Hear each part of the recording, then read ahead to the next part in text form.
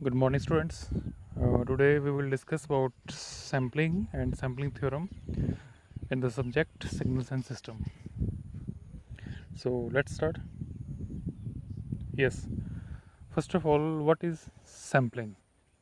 अगर जनरल बात करें तो सैम्पलिंग होता है सैम्पल्स में किसी भी चीज़ को सैम्पल्स में कन्वर्ट करना। हम सिग्नल सिस्टम की बात कर रहे हैं। सिग्नल सिस्टम के अंदर किसी भी कंटिन्यूस सिग्नल को, कंटिन्यूस मीन्स जो एक वेरिएबल के साथ लगातार वेरी कर रहा है, कंटिन्यूस सिग्नल को उसकी डिस्क्रीट फॉर्म में, डिस्क्रीट मीन्स सैम्पल्ड फॉर्म में कन्वर्ट करना, इस प्रोसेस को ही बोलते हैं सैम्पलिंग। तो थोड़ा इसका डिटेल में देखते हैं अब।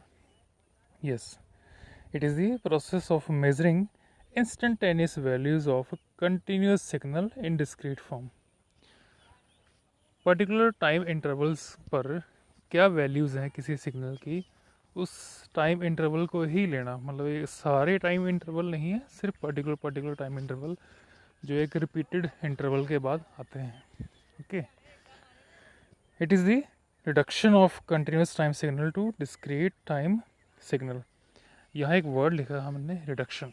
Reduction means reduced signal, because जो कंटिन्यूस सिग्नल है वो लगातार एक सिग्नल है जो टाइम के बिल्कुल भी जिसमें गैप नहीं है, वो लगातार सिग्नल हमें मिल रहा है। लेकिन जब हम डिस्क्रीट फॉर्म में कन्वर्ट करते हैं तो किसी टाइम इंटरवल पर सिग्नल्स की वैल्यू होती है, तो उस केस में सिग्नल जो है थोड़ा रिड्यूस होता है, इसलिए रिडक्शन लिखा है।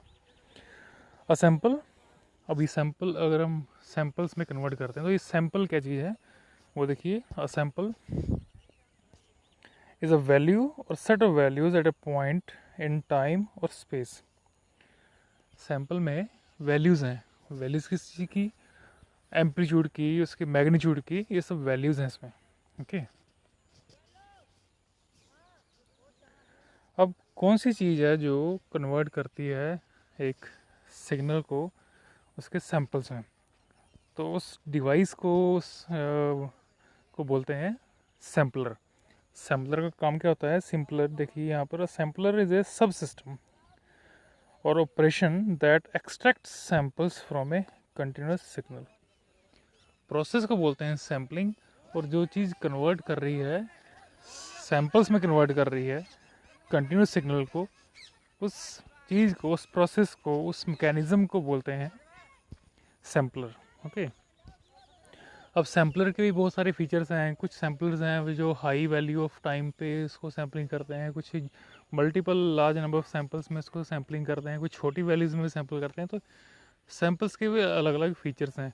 और जो आइडल सैम्पलर है, आइडल सैम्पल में यहाँ देखिए आप, the ideal sampler produces samples equivalent to instantaneous values of that continuous signal at points.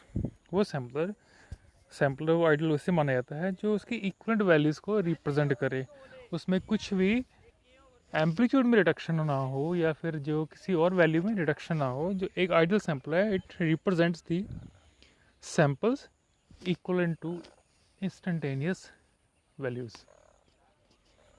Okay, now sampling can be done for the functions that may varying in space in time or any other dimension। जो sampling है किस किस के through की जाती है, या तो वो नीचे हम देखते हैं ना कि एक ग्राफ होता है टाइम और एम्पलीट्यूड के बीच में, तो उस ग्राफ में जब हम सैम्पलिंग करते हैं फिर वो नीचे टाइम इंटरवल जो है वो सैम्पल्ड होता है, तो वो नीचे वो टाइम भी हो सकता है, नीचे वो स्पेस भी हो सकता है, कोई और डायमेंशन भी हो सकती हैं। यहाँ देखिए इस डायग्राम में हमें शो किया गया, we have a signal which is varying with respect to T. ये जो एक्स लिखा है ये अगली का है, नेक्स्ट का, which is varying with respect to T. और हमारे पास जो है यहाँ देखिए ये सैम्पलर है। सैम्पलर मीन्स ये डिवाइस है जिसने इसको कन्वर्ट करना है सैम्पल्ड फॉर्म में। इसका एम्पलीट्यूड फिक्स है, लेकिन और एक पर्टिकुलर टाइम इंटर के बाद इसकी वैल्यूज़ हमें शो हो रही हैं।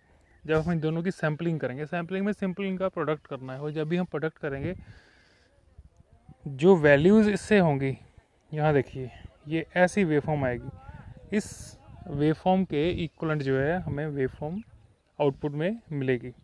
और ये किस ऑपरेशन पे डिपेंड करता है? This depends upon the function that if we have analog signal and some multiplier के अलग अलग फीचर्स हैं depending upon the type and number of samples it can convert. नीचे पीरियोडिक सिग्नल सीक्वेंस है, और जब प्रोडक्ट होते हैं मल्टीप्लायर होते हैं it will provide us the sampled output signal. Okay, ये तो थी एक सैम्पलिंग क्या होती है और सैम्पल्ड सिग्नल क्या होते हैं, सैम्पलर क्या होता है। ये सारे एक दूसरे के साथ इंटरकनेक्टेड टर्म्स हैं। आगे देखिए हमारे पास है सैम्पलिंग थ्योरम। प्रोसेस तो हमने देख लिया, अब ये थ्योरम क्या स्टेट करती है।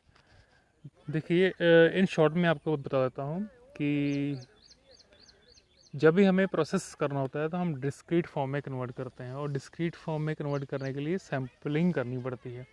According to sampling theorem, a signal can be converted into sampled forms and it can again regain its original form by using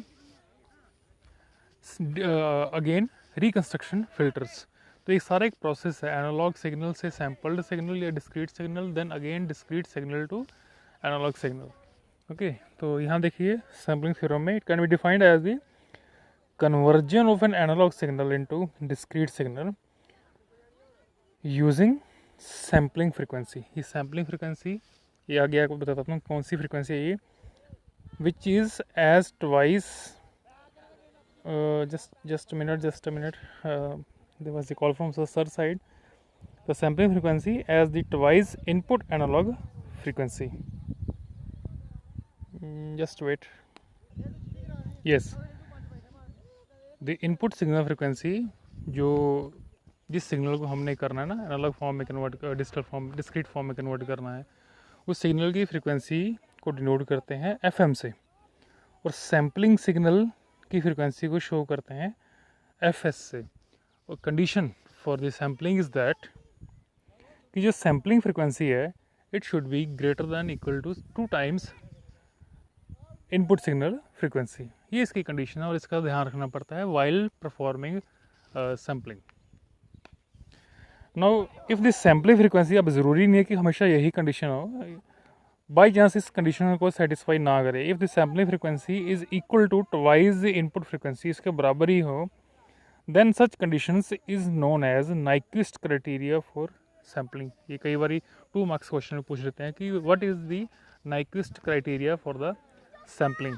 तो सैम्पलिंग के उस कंडीशन के लिए कंडीशन यही है कि जो आपकी सैम्पलिंग फ्रीक्वेंसी है it should B equal to 2 times the input signal frequency।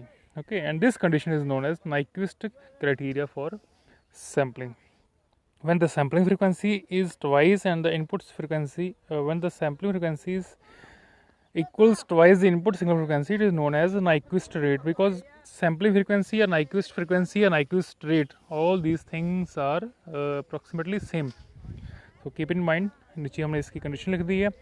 Third condition जो है, यही 3 कंडीशंस हैं, greater than, equal to and less than. अब लेस देन वाली कंडीशन देखें, if the sampling frequency equals twice the input signal frequency, then such condition is known as Nyquist criteria. ये भी हमने किया था, आई थिंक ये मैंने 2 टाइम्स लिख दिया, लेकिन थर्ड कंडीशन मैं आपको बता देता हूँ। If the sampling frequency is less than 2 times the input signal frequency, उस कंडीशन में क्या होता है? At that condition, we have various errors that may occurs। उस कंडीशन में एरर्स अकर्स होने की संभावना ज़्यादा होती है। ओके, और कौन कौन से एरर्स हैं जो वाइल सैम्पलिंग इसमें हैं हमारे पास? Let us see. Yes, these are the errors that are associated with sampling. First is aliasing effect. अब ये एलियासिंग इफेक्ट कौन सा इफेक्ट है? ये 2 नंबर में क्वेश्चन पूछा जाता है।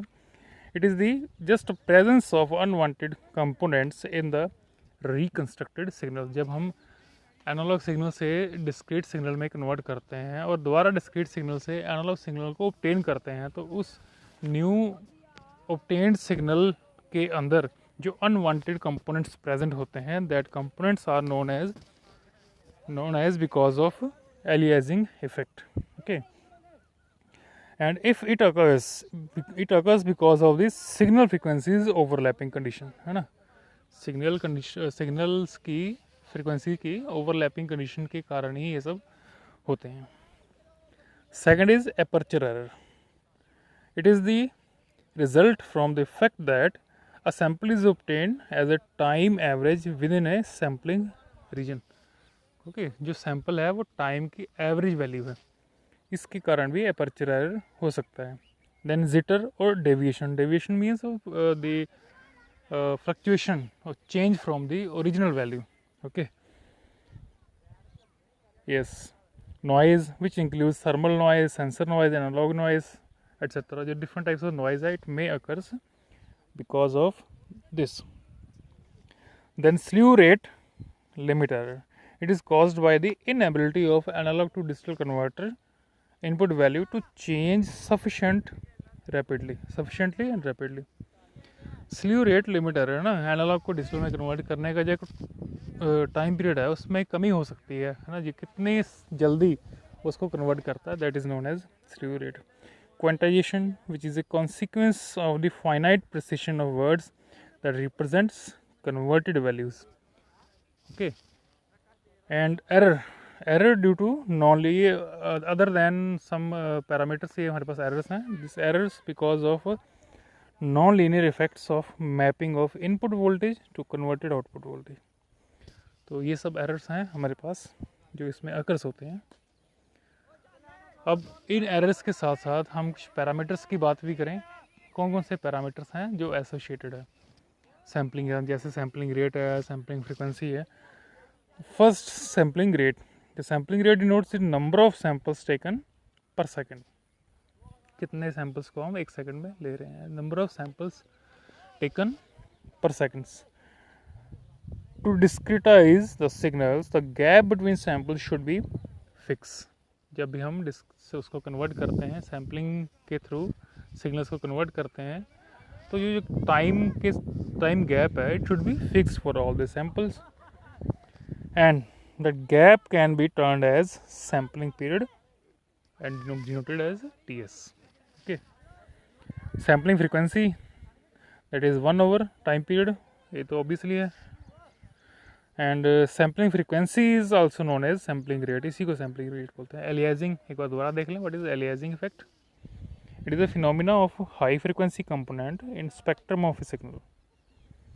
It is a phenomena of high frequency component in spectrum of a signal and the corrective measures taken to reduce effect of aliasing. Aliasing effect को रिड्यूस करने के लिए कौन कौन से इफेक्टिव मेजर्स हैं जो हमें लेने पड़ते हैं, that are by using low pass anti-aliasing filter which is used prior to sampler, जो sampler से पहले हम यूज़ करते हैं, और ये फिर आगे aliasing इफेक्ट को रिड्यूस करता है. ओके, तो that was the sampling and sampling theorem. Hope you understand this. After that I am sending some multiple choice questions associated with sampling and sampling theorem, and you have to provide me the solution along with the explanation of each question. Thank you.